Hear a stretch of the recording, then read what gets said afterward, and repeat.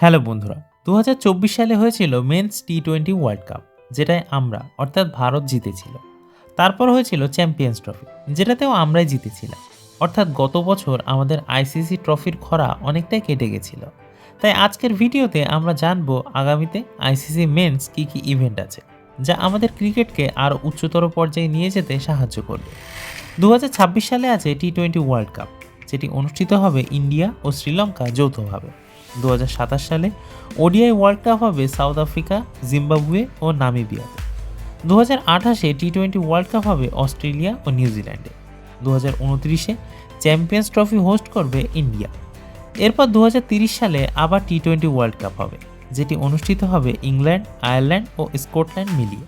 তারপর 2031 সালে আবারও ওডিআই ওয়ার্ল্ড কাপ, যেটি হোস্ট করবে বাংলাদেশ ও ইন্ডিয়া যৌথভাবে। এই 6টি ওয়ার্ল্ড কাপের মধ্যে অ্যাটলিস্ট 3টি তো ইন্ডিয়ার পাওয়া উচিত, যেগুলি ইন্ডিয়ার মাটিতেই হবে, তাই তো নাকি? এ ব্যাপারে তোমরা কী ভাবছো তা কমেন্টসে অবশ্যই জানো। আর চ্যানেলে নতুন হলে চ্যানেলটি সাবস্ক্রাইব করতে ভুলো না।